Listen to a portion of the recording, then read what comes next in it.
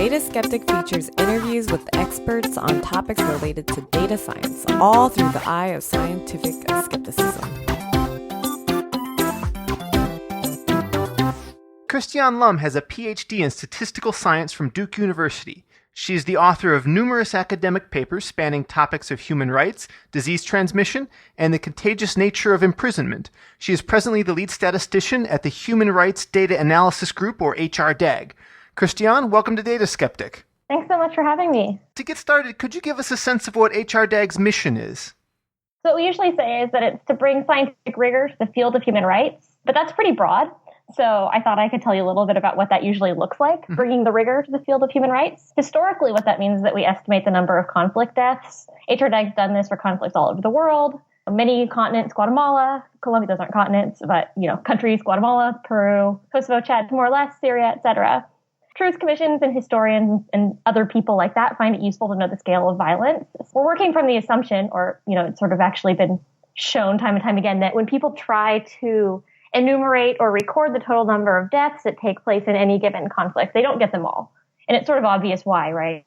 Times of conflict, or there's a lot of chaos. It's not exactly easy to do a really rigorous data collection during something like that. And that's probably not your top priority anyway. Mm-hmm. Yeah. And so it's pretty important after the fact just to know what the scale of violence was. That's one of the reasons we do it. And where possible, we try to get high resolution estimates of the number of deaths. So by high resolution, I mean like broken down by time and space.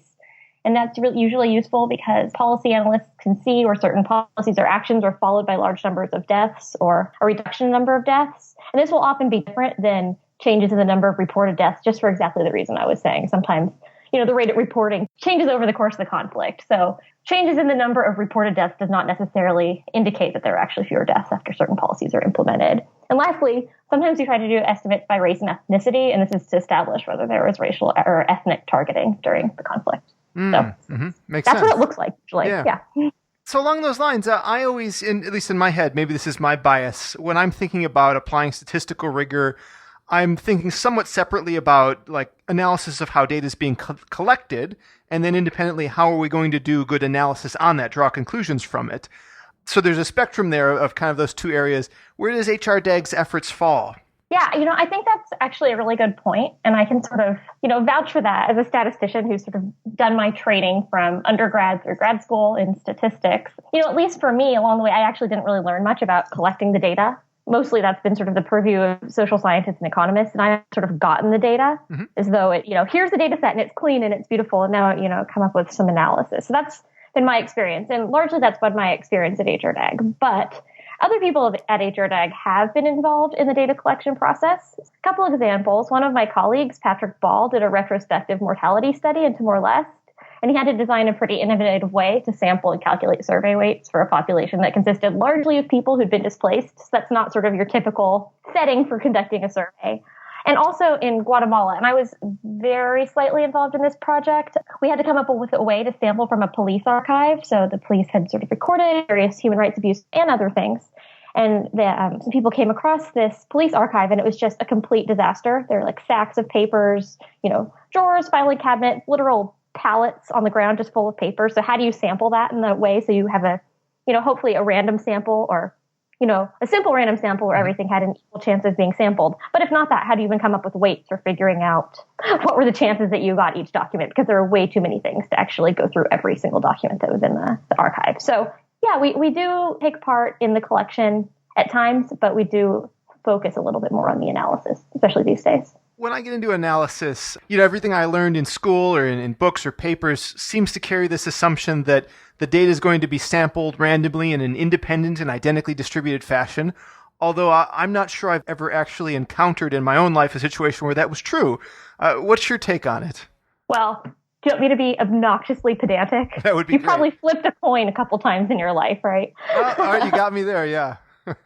So, I don't know. That probably doesn't count as, in the wild or in the real world. But I think, in some sense, yeah, sure. I guess you have done those sorts of things.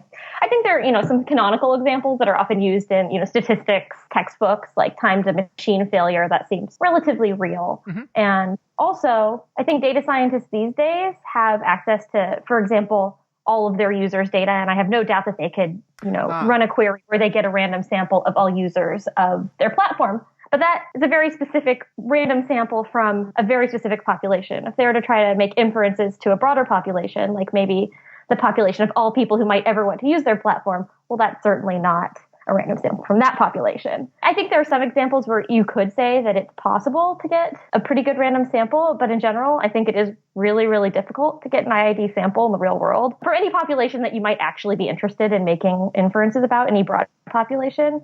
And I think that's one of the reasons that social science is actually really hard. You think of it as sort of a soft science, but in some sense, it's pretty tough for that reason. Yeah, you've already touched on some of the ways in which it's difficult to count things, like human deaths. And that's even, we could probably enumerate for the next 30 minutes the ways in which people are under or overcounted. And that's before we even talk about when someone is actively trying to manipulate that count. It seems like you guys have a really tough job to do when working with those data sets. Are there any special precautions, or do you have to worry about whether or not a technique holds? We do often worry about whether a technique holds. And, the technique we usually use is multiple systems estimation, and I was planning to talk about that at some point today. But we do worry a lot about whether the assumptions of that technique are met and, how we can mitigate any consequences of not meeting the assumptions that are necessary to use those types of models. Yeah, I would love it if you could tell us a little bit about multiple systems estimation. I have to confess, I didn't know about it before reading up on some of the papers you've written. A really interesting technique. Could you share it with maybe the assumption that the listener has some statistical background but doesn't know it yet? Yeah, absolutely. It's actually one of my favorite things to talk about, and I talk about it a lot. All right. Multiple systems estimation is also known as capture-recapture, and I think it might even have, or multiple recapture is another term it goes by. And it's essentially just a set of statistical methodologies for estimating the size of a total population from samples of that population. One of my colleagues, Patrick Ball, has this great analogy that I like to use. I think it sort of gives some intuition for how it all works. Mm-hmm. So say you have a handful of balls and you're going to throw them in a box and you're going to sit back and listen for how many times they hit. So you'll count up all the times they hit, right? And then click, click, click, whatever. If you hear a lot of clicking because they're colliding all the time, you're probably going to infer that the box is pretty small. That's sort of intuitively, right? That makes sense. If the box is really big, you throw a bunch of balls in there and maybe, say the box is the size of a room, you're going to hear very few clicks, maybe even none, right? Mm-hmm. So that is sort of the intuition behind multiple systems estimation. In that case, there's only two systems. And how that works for casualty estimation is you can imagine that each time the balls touch and make that clicking sound, that is a name appearing on multiple lists. So in this analogy, you'd have two lists and you have names on each of those lists, names and other details about people who are killed in some sort of conflict, just to bring it back to the normal context that I'm used to working in. We'll have two of these lists or more, but let's say two for now. And then we would compare those two lists and count up the number of names that appeared on both lists and the number of names that appeared on each of the lists individually. The number of names that appeared on both lists, that is akin to a lot of collisions in the box. If you have a lot of commonality between the two lists, you would estimate that the population size is not much bigger than what you've collected. And if you have hardly any collisions or hardly any overlap between those two lists, you might estimate that the population or the box is actually much larger.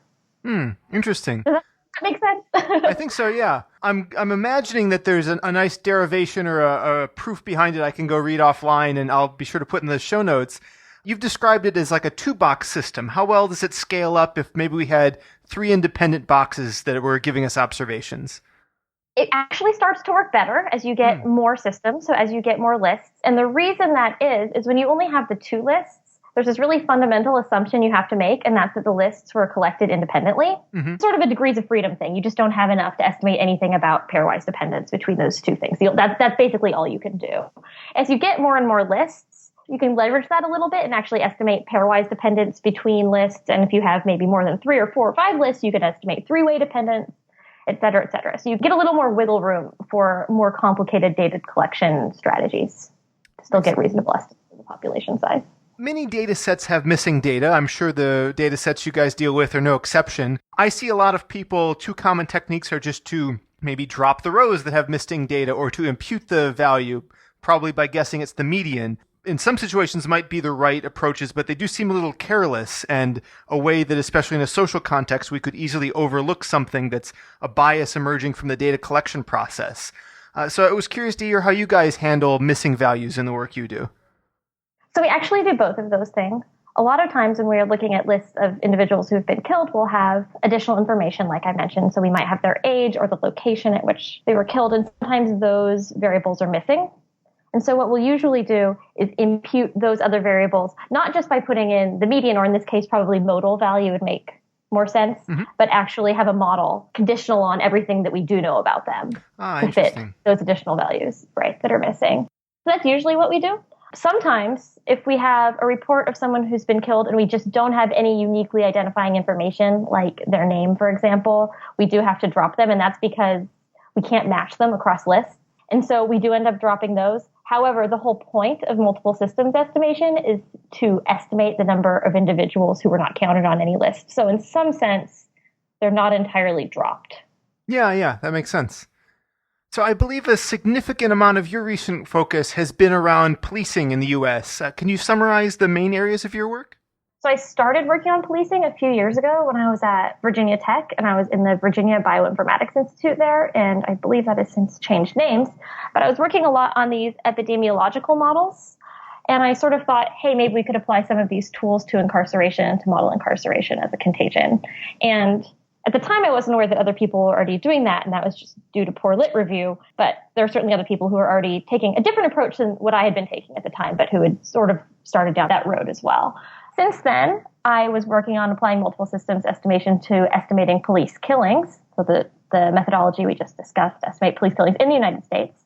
And at the moment, my interest is in evaluating predictive policing, and in particular, understanding how biases in police recorded data can end up making their way through predictive policing models and be reinforced based on the output of those models. Interesting. I want to touch on all those points. Maybe we could start with the first one, that the contagious models for imprisonment. What does that essentially mean? That if I go to prison, that people who know me are likely to go to prison once I get out or while I'm there?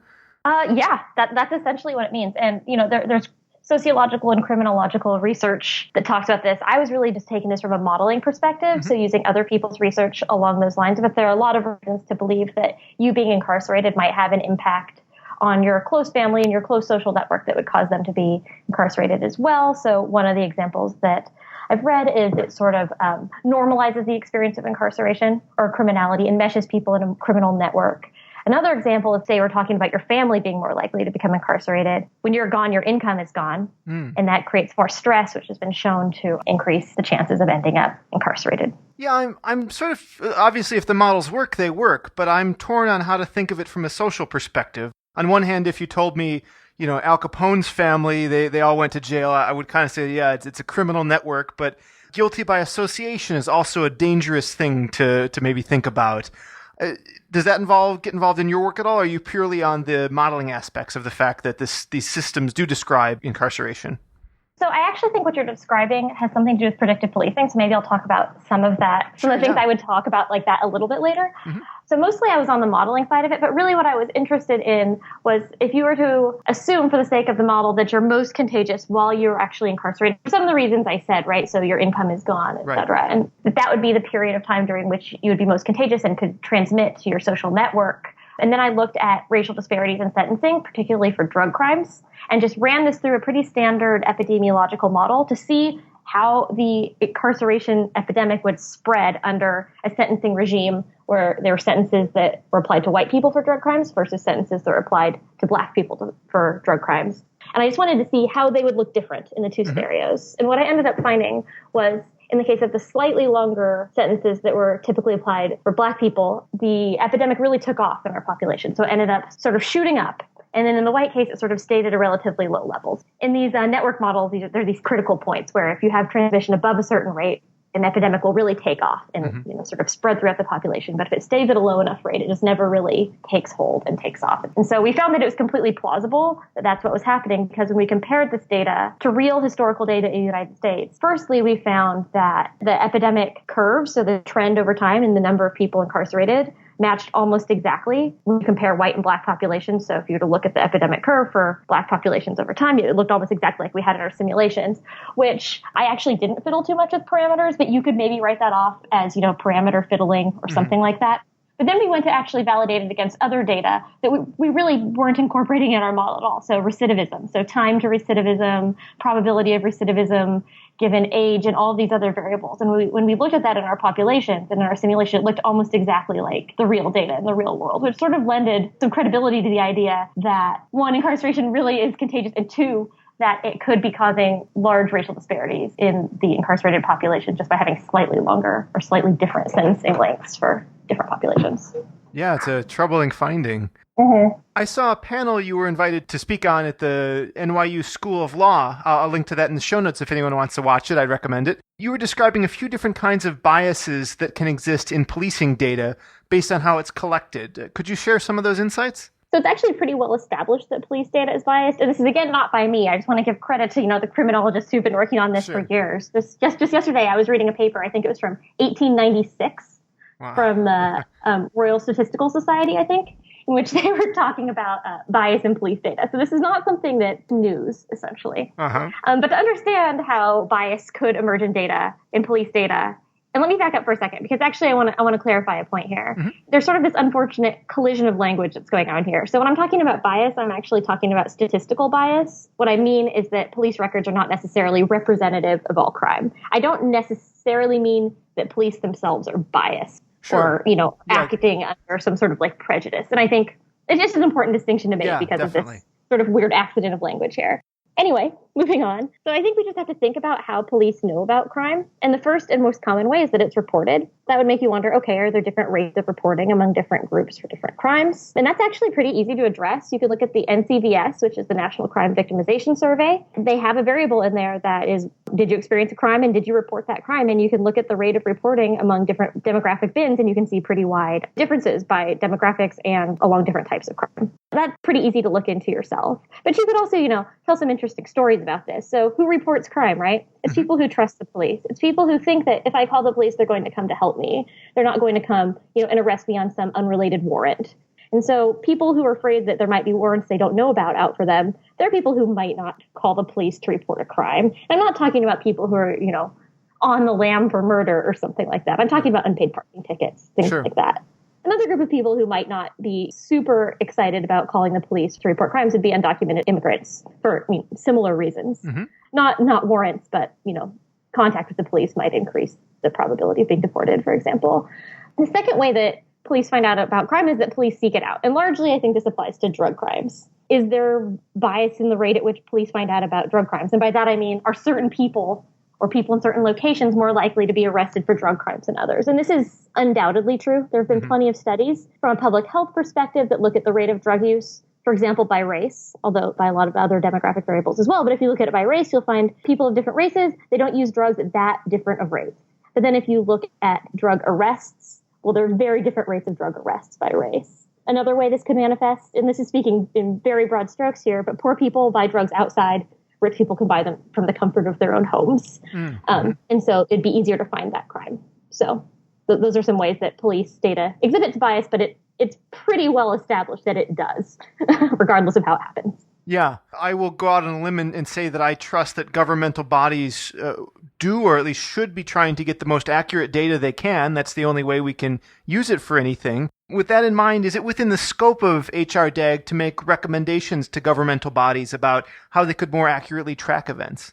Yeah, so I don't necessarily think it makes sense for the police themselves for that to be the measure of crime, because their incentives aren't exactly right. Maybe the government could be trying to measure crime, but I don't think the people who are trying to enforce crime are necessarily the people who should be collecting the data on crime, because they're going to be rewarded based on what they find, etc. So yeah, it makes a lot of sense. So who does track? Where do we get the data from, or where does the best data come from, perhaps? So one of the surveys I mentioned was the NCVS. That's for crime victimization. For crimes, and if you could see me, I would be doing air quotes, like drug crimes. There's a lot of public health data on that. And if you're interested in crimes committed by the police, like police killings, which I think we might talk about, there's some great databases of that by The Guardian, Washington Post, and some other non-media type projects as well, like Fatal Encounters and killedbypolice.org. So homicides by police is a topic that's gaining a lot more media attention in recent years. I understand you reviewed the Department of Justice's statistics and found a few discrepancies. Can you highlight that? What happened is the Bureau of Justice Statistics designed this arrest-related deaths program, and they wanted it to be a census of all deaths that occurred during the process of arrest in the United States. So their intent was to actually record all of these deaths that occurred in the process of arrest. So they hired RTI International to assess whether the ARD was actually recording or catching all of the police homicides in the U.S. So what RTI did is they compared the ARD, so that's the Bureau of Justice Statistics database, with an FBI database of police deaths. And they found that there were a lot of deaths recorded on one and not on the other. So essentially, if you go back to the multiple systems estimation thing we were talking about, what they found was there weren't a lot of collisions. So they found that the population was likely larger than what was captured on both of the lists. And in fact, they ended up using multiple systems estimation and estimated that the ARD only captured about half of all police homicides. And even the ARD and the SHR, that's the FBI database, together was still missing about 28% of police homicides. So there are about 5,500 recorded over this sort of strange 6-year period they looked at, where I think 1 or 2 years was sort of missing from the middle. And they ended up estimating that there were actually about 7,500 police killings during that period of time. And so we are looking through this report, mostly because we thought it was awesome, and because this is sort of our core methodology, our bread and butter here. And we were reading about how those two lists were collected. And we read that both lists were collecting data from media reports, or at least some of what was making up each of those lists was coming from media reports, which sounded a lot to us like positive list dependence. So if you have two lists and they're not independent, like I was saying earlier, if they're positively dependent, then if you appear on one list, you're more likely to appear on the other list. Mm-hmm. And if that's the case, that there's positive list dependence, then you're going to have an underestimate. So you're going to infer that the box is smaller than it actually is. And if you were to think about this with the throwing the balls into the box, I suppose this would be like magnetic balls that happen to collide a little bit more often. They're sort of positively dependent.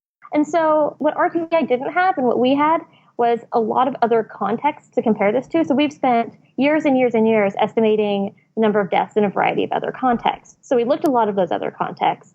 And we did a sort of qualitative analysis where we thought, okay, which other context where we were trying to estimate the number of deaths do we think that the data generating mechanism that was generating this positive list dependence was similar to what we're seeing here? We ended up thinking that Colombia, a project where we're estimating the number of deaths there in the early 2000s, they had some governmental agencies collecting data, and also in that case, some of them were using media reports. So we thought, okay, maybe this is the most similar. And because we had more lists, we could actually look at two-way list dependence in that context.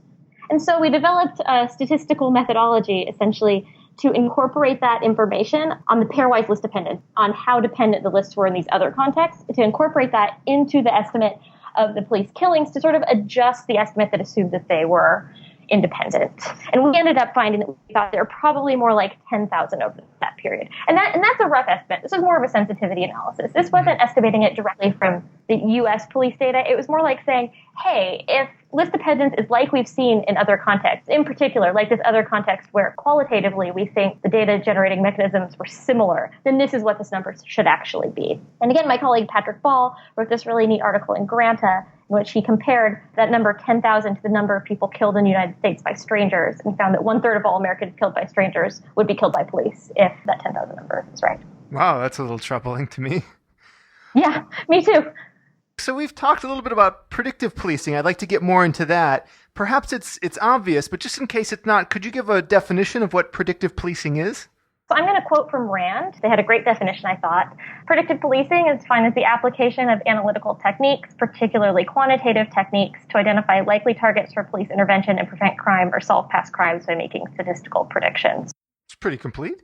I think it's pretty complete. The only thing I would add is that I don't think it's necessarily only used to prevent crimes. I think in some cases police are actually sent to those locations, and if they don't prevent it, they do arrest additional people there. So it's not only preventative, it's also... Yeah, true. Do you apply predictive policing, or does one apply predictive policing to neighborhoods or to trends in crime, or perhaps individuals, maybe all of the above? Yeah, all of the above. So as far as individuals go, I was listening to this really awesome podcast recently. Mm-hmm. It's called Data Skeptic, in which they were talking to some researchers at Arizona State that were talking about making a network model to predict gang members who would likely become violent.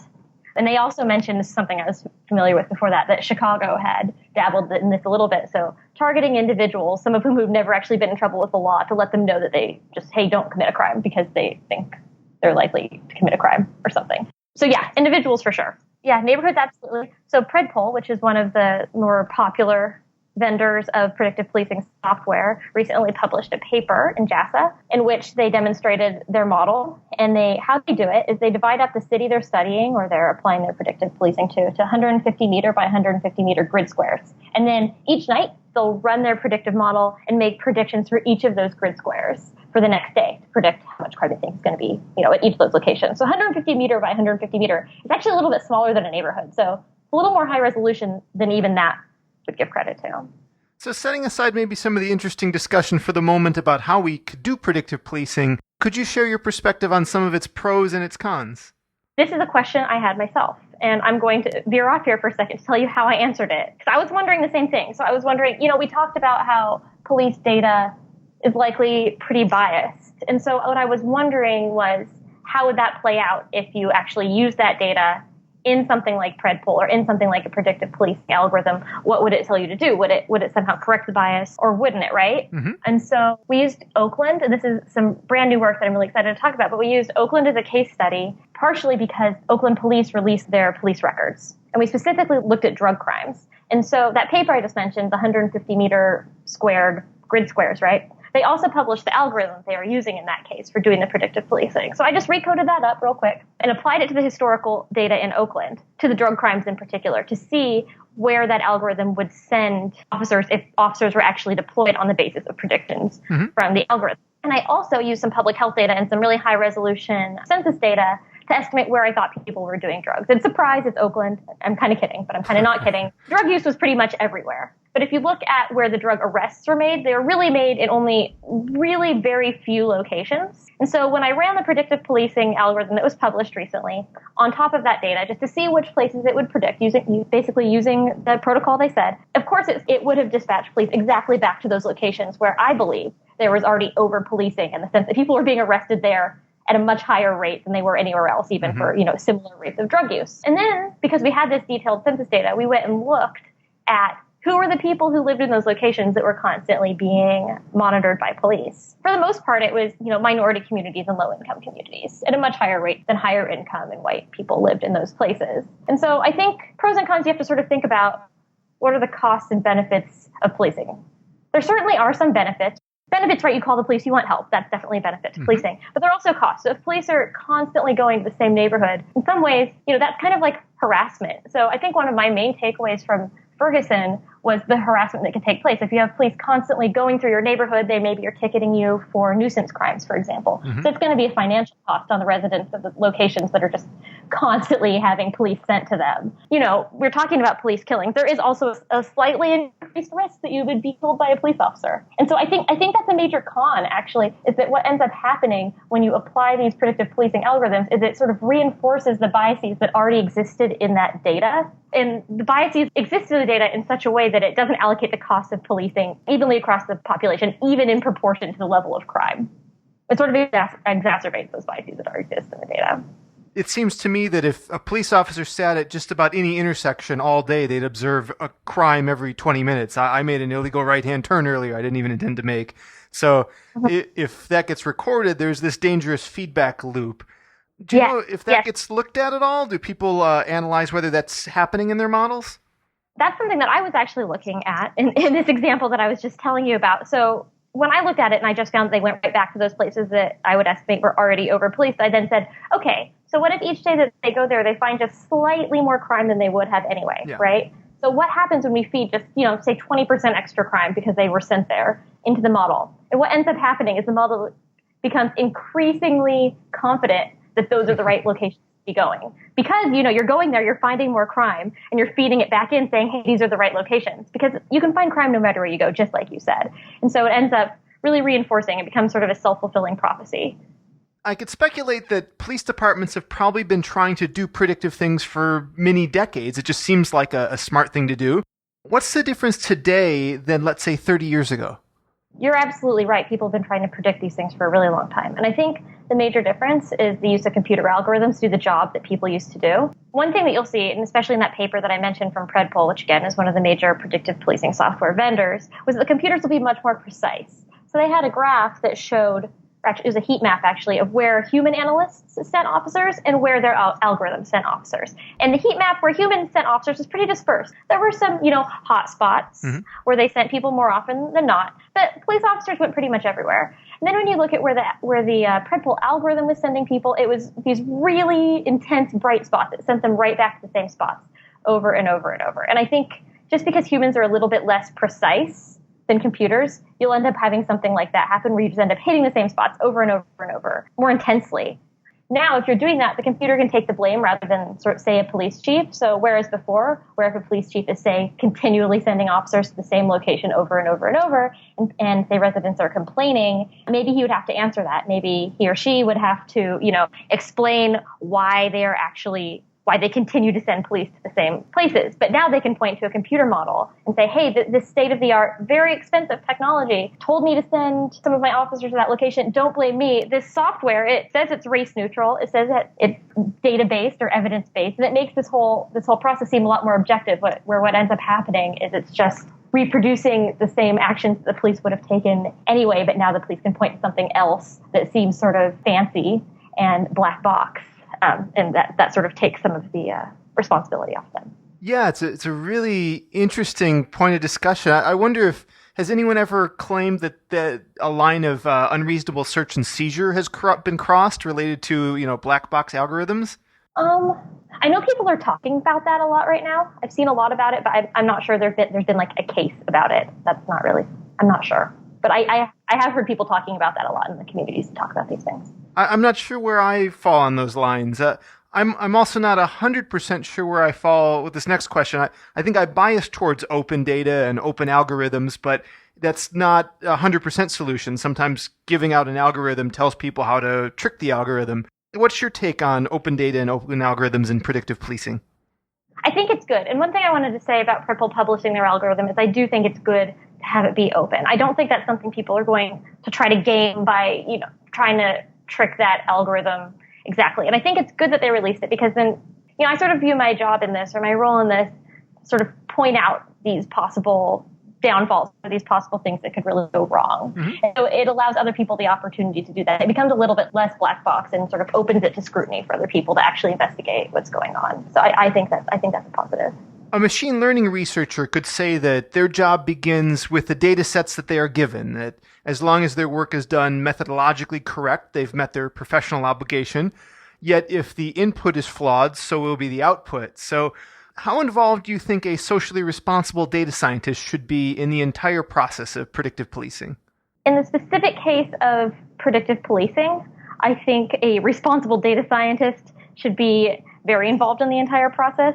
I think a responsible analyst or responsible data scientist, if they really want to do this. And again, I sort of want to emphasize, I actually don't think it's a great idea. I think the potential for really bad things happening is really pretty great. So I don't think it's a great idea. But if they wanted to really do this, I think in order to be responsible, what I would do would be look for other sources of data on crime that weren't police-based necessarily. Maybe social work type of data or epidemiology data or things like that to feed into your algorithm to see how inconsistent those things were. Because I think this is really important. If it's a data scientist who's working to optimize click-through rates, certainly they have a responsibility to their company, to their users, or whatever, to essentially to make money or something. But the stakes aren't quite so high. Yeah. When you're talking about something like predictive policing, the stakes really are quite a bit higher. So I think the sort of the professional responsibilities or obligations are very different in those two cases.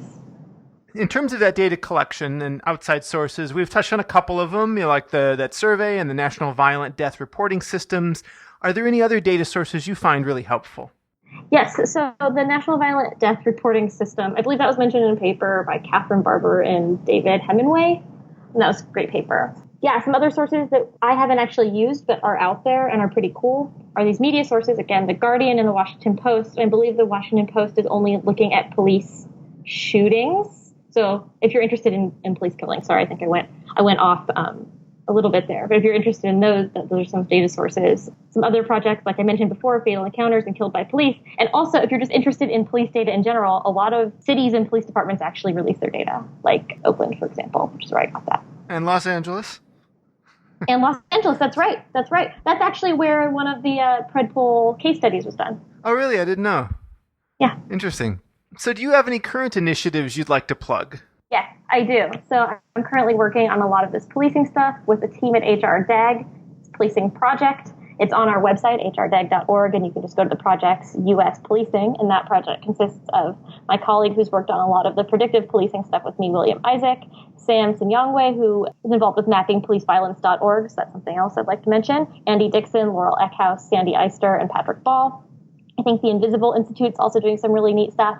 And I recently met someone from Million Hoodies who I think is also doing some cool stuff in this area. But only the first ones actually I'm involved with. The other ones are just things that I think are pretty cool.